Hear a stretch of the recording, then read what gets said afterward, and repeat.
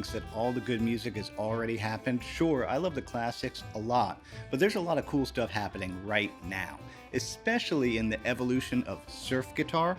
Today we're going to look at the new generation of reverbed-out, chill guitar heroes. They're taking that classic sound and combining it with all sorts of other influences to make some of the grooviest jams of the current day. Hey, I'm Eric Haugen. Check the description box below for tabs and backing tracks on my website, information about exactly what sound tools I'm using today, live streams and more on Patreon, and my deep dive courses. It's all on my website. And by the way, the tab walkthroughs for what we're playing today, that's going to be the second half of the video. First up is Khruangbin, a trio out of Houston, Texas. They're the most successful and most eclectic of the groups I'll be talking about today. What's cool about them is there's a strong trip-hop element coming from the rhythm section.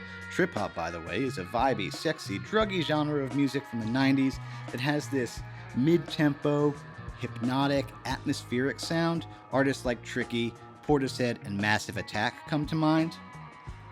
I hear that stuff in Khruangbin, but also world music, funk, reggae, R&B, like all mixed together. And definitely Mark Spear has big ears. That's a musician term for they draw inspiration from anything, not even necessarily guitar.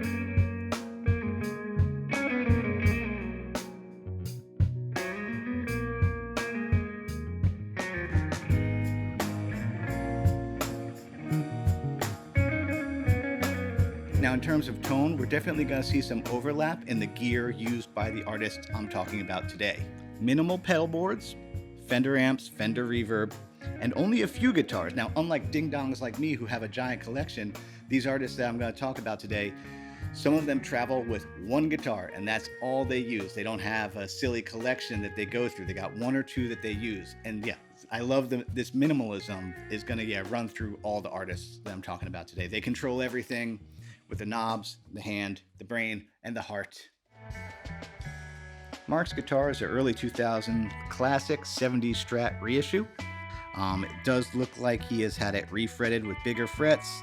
He's upgraded the saddles with Tusk saddles, I think to help with string breaking, and he put in DiMarzio Cruiser blade pickups in the neck position and bridge position. Those supposedly sound a lot like Strat pickups, but obviously they're two blades, so they cancel 60 cycle hum, which is why he did that. He has an interesting string gauge setup where it's flat wound 12s except for the low E and the high E string, where his low E string is it's a string gauge for an A, and his high E string is a 10 gauge. Now that also makes me think, I wonder about the G string, because on a flat wound 12 set, that would be round wounds, so he probably has something different going on there. He uses a .73 Dunlop Tortex pick. In terms of pedals, he runs a Crybaby first, and he leaves that on all the time, which means he sets his amp dark. Nothing boutique down there. A Boss phaser, a Boss DS1, which if you notice, the drive is all the way down, and he's really just using it as a boost. He's got a Dynacomp on the board, an Electro Harmonix Holy Grail, and then we're going to see this pedal a couple of times today, the Strymon El Capistan. It's a digital pedal, but it's emulating tape delay. Looks like he travels with Fender Deluxe reverbs, but I think I've seen him use other types of Fenders as well. The Fender tube-driven sound is a big part of what we're going to be hearing today.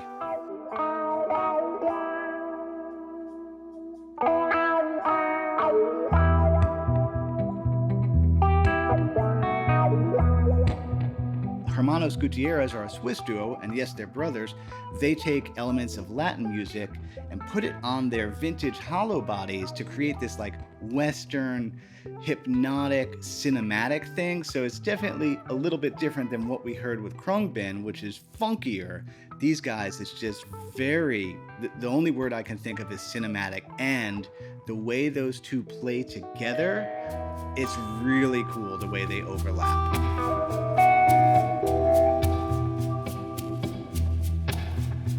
I know that the older brother Esteban studied classical as well as flamenco and a bunch of other stuff, and you can definitely hear that in the right hand technique that he employs, but then also Alejandro employs as well. Again, they switch roles constantly. Somebody's doing the lead for this one. Oh, nope, now this one's doing the lead for that one. But you definitely will hear that influence in the right hand patterns, as well as chord voicings that are definitely not exactly the most standard chord voicings.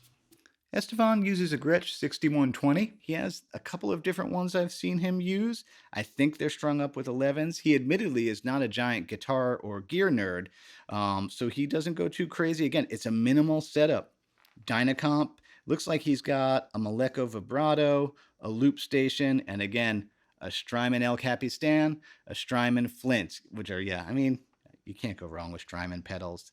Alejandro, for his guitar work, uses a Silvertone 1446 with a custom Bigsby arm that, oh, I forgot. Dan Johnson, I think, is the guy who made that for him.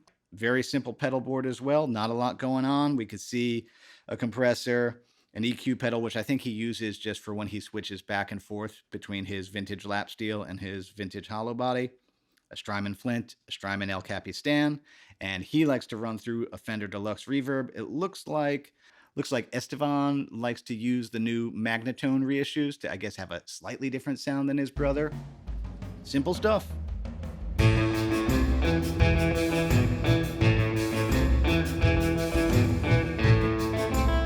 The last group we're going to talk about today, and my personal favorite, is La Lome, Los Angeles League of Musicians. These guys also have a lot of Latin flavor, but there's, again, some other stuff creeping in, and it's a different take on it, whereas Hermanos Gutierrez is very cinematic. There's something pretty aggressively groovy about La Lome.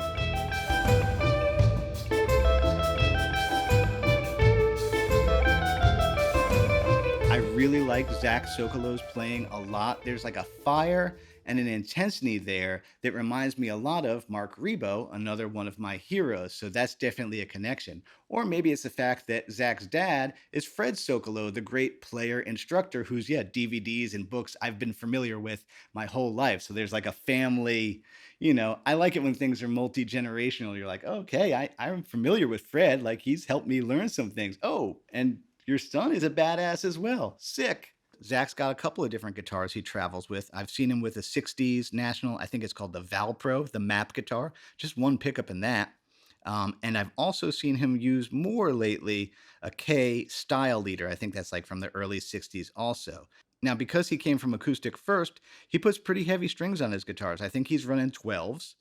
Now, in terms of pedals, he's very minimal as well. He's got a full tone, full drive he uses for a little bit of boost here or there. A vintage Boss DM3 analog delay. I have a DM2. Those are cool pedals. Looks like he sometimes will double up the reverb with a Catalan bred Topanga reverb, kind of like, so he's got reverb on the pedal board and then also on the amp. And he'll either use a twin reverb or a deluxe reverb. Again, that Fender sound, that Fender tube-driven reverb sound is kind of like another band member for these artists. And because he's using thick strings and he came from mandolin and bluegrass, he uses thick picks, a 1.5 millimeter.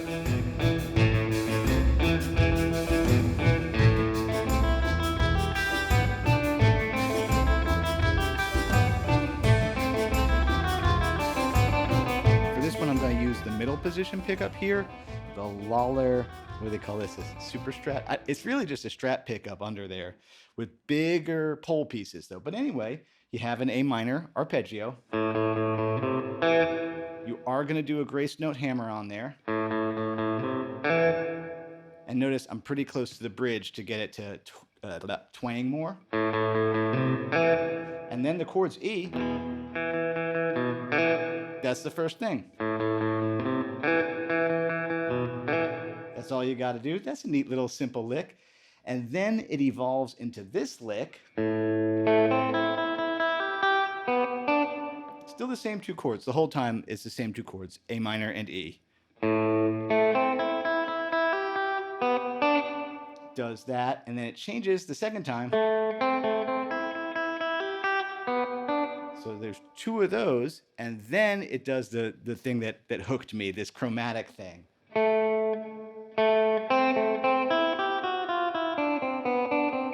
That little fall. So simple, but so cool.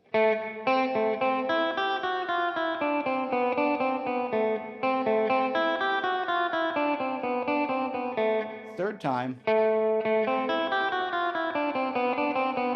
just, slightly different on the front end.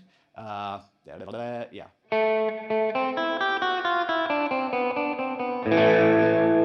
And then a power chord, and then some more. And then I really just jumped it the octave.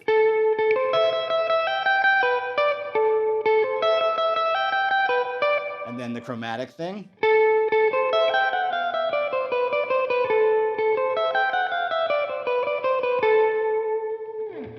Cool.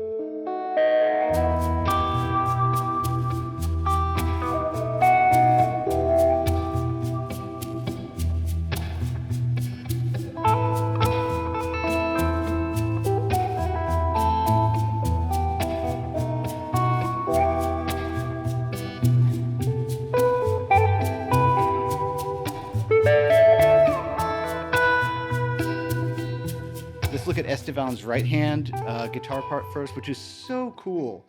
We got an E minor for this one, and you got, if you just look at the thumb, it's going to be going,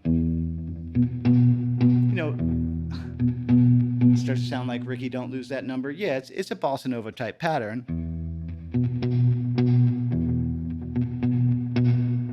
We have these two fingers getting, but it's muted. That's phase 2. And he's got a little bit of delay going to get this kind of, it's very subtle. I set it as a dotted eighth delay, very quiet on top of the reverb to really get that. He talked about it as like horses galloping. He thinks about things very cinematically. And the third piece of the puzzle with Hermanos Gutierrez is there's always a click or a snap or a pop, whatever you want to call it, on the downbeat of beat 2.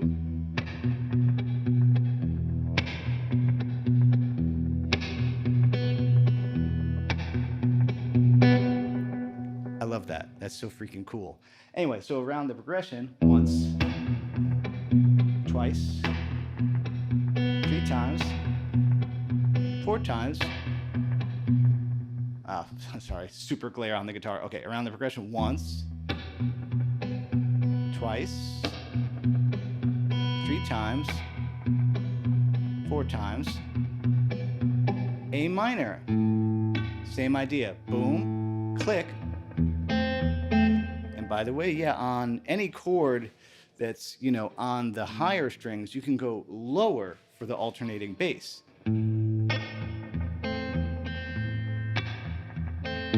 But what's cool is, yeah, the last one is an A up here because you don't want your alternating bass, the same note that you, on the, the and of beat 4 to be the same as the note that's the downbeat of 1. So the A minor pattern.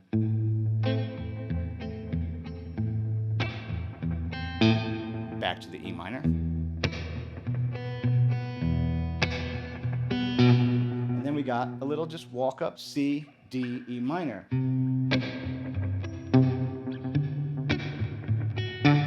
E minor. Twice. You could, yeah.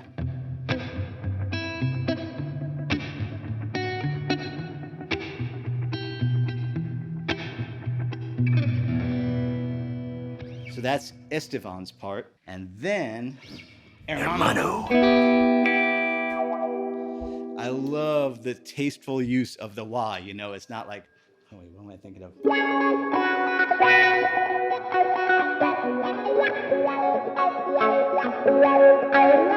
I love Curtis Mayfield. But anyway, yeah, it's not just a wiki, wiki, wiki, wiki. He's just kind of using it as a... Oh wait, he's not using a pick. What am I talking about? He does everything with his fingers too. E minor chord. What's so cool is that he's implying a B7 right here. Here's a B7 bar chord, just the top. But Estevan isn't playing that. Estevan's just... So you end up with a chord that's like a B7 that has a G in it. So like a B7 flat 13. But anyway. So you're going to come in there. Well, technically 1, 2, 3. 1, 2, 2, 3, 4. hold that out for 2 bars. And then this part's so cool. When it goes up to the A minor, so he does the classic move of a ninth on that.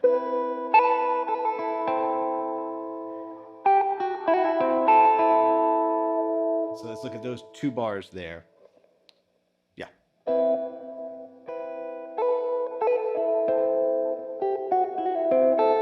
I love that.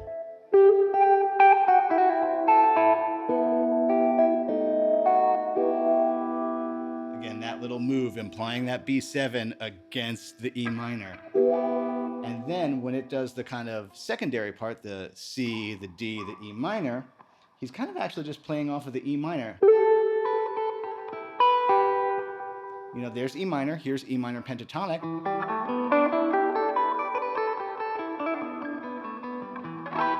So a lot of grace note hammer-ons. We're going to see grace note hammer-ons throughout all these artists today. It's a big part of their sound. Grace note meaning it's not, it's a quick one. It's part of the sound. It's absolutely part of all of their sound. That and reverb. Slow it down. When it gets to the D, that's, you know, that's all it is. It's just the top of a D chord here. And then back, slides back down to, for this E minor. You know, that's an E and a B. So it's a simple little thing. So pretty though.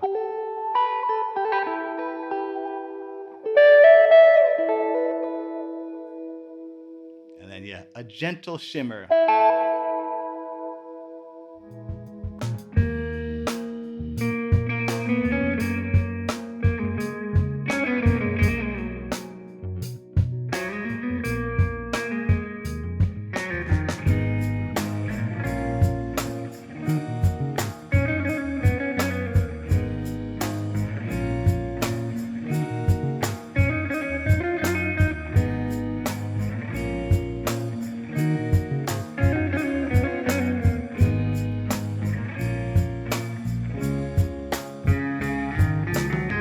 This one I am in the neck pickup. I have the Vox wah all the way up at the top, which means I've removed all the treble from the amp and boosted the bass. It's kind of, yeah, that's one of Mark's things. It creates, like, it would sound awful,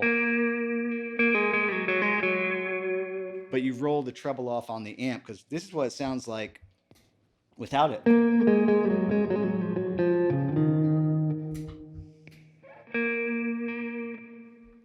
So again, tasteful use of a wah pedal as like a filter effect as opposed to wiki wiki wiki wiki. But anyway, this one's crazy because it's such a weird key, D sharp minor. You know, the chords are D sharp minor, F sharp major, B major 7, A sharp minor 7. So again, and the thing with Mark is his sense of time. It's almost like Willie Nelson, where the note is never exactly where you think it's gonna be. It makes him one of the hardest people to transcribe because of that. But vaguely, here's a quarter note triplet. You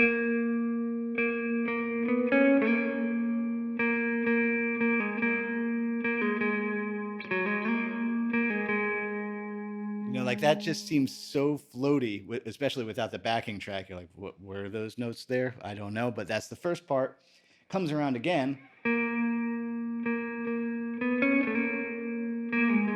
This makes sense. I love that little,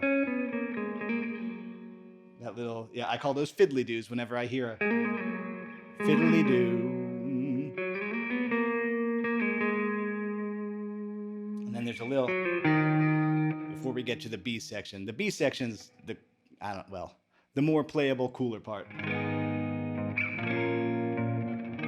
As in, it's more locked in. And then, that's so cool.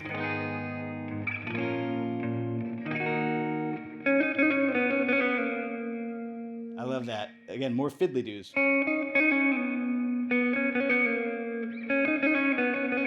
Yeah, that's what it is. Yeah, fast, it just flows together. Goes again. This time goes up. Slow down. And then third time, it's going to do it as double stops.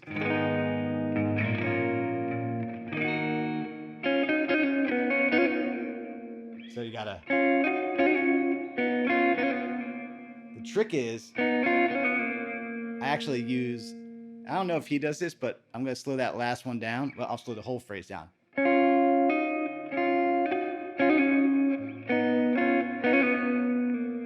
When I slide back, I got my middle finger to catch this, because you run into the risk of accidentally getting a note that's not in key. Third time. I just did octaves here. And then, I didn't transcribe the whole thing, but I just kind of started to jump it up the octave.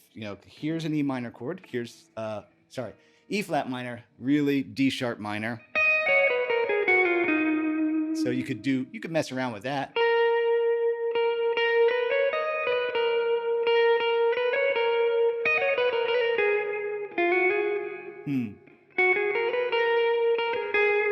It would be something like that. All these artists, you could really start anywhere and listen to any record. Like, none of them had a period where they had to figure out who they were or what they were good at or how to sound good. Like, all their records are equivalently groovy and interesting in different ways. So I don't feel the need to be like, oh, definitely check out this one. Like, this stuff is great for hanging out, for a long drive. Like, you could put it on as background music, sure, but honestly, the stuff is strong enough that you could listen to it just as well as you could listen to vocal music. I just really love the way they've taken that reverby guitar sound that we love from, the Shadows and the Ventures and all the surf classics, like a clean guitar sound, but taken it and put it not in front of the surf beat, which the surf beat, the boom, ka ka ka, boom, ka ka ka, boom, ba ba ba ba. I get tired of that beat after a couple of minutes. Hey, if you enjoyed this video, please like, subscribe, and share. That costs you nothing and helps me out a lot when people do that. One more time, how my business works. Patreon is where there's every backing track I've ever made, live Q&A seminars and more. I update that every week, and I also make deep dive courses. I have a new one coming out on fingerstyle guitar. I think it's available for pre-order right now. As Bill and Ted would say, be excellent to each other. That includes yourself. See you next week. Listening to a lot of Ethiopian stuff, because there's an instrument called a krar. It's like this kind of handheld harp, and you play it by strumming like this. And your fingers are holding down each one of the strings, and when you want to play a note, you take your finger off the string. So since you're just kind of doing this, you get this kind of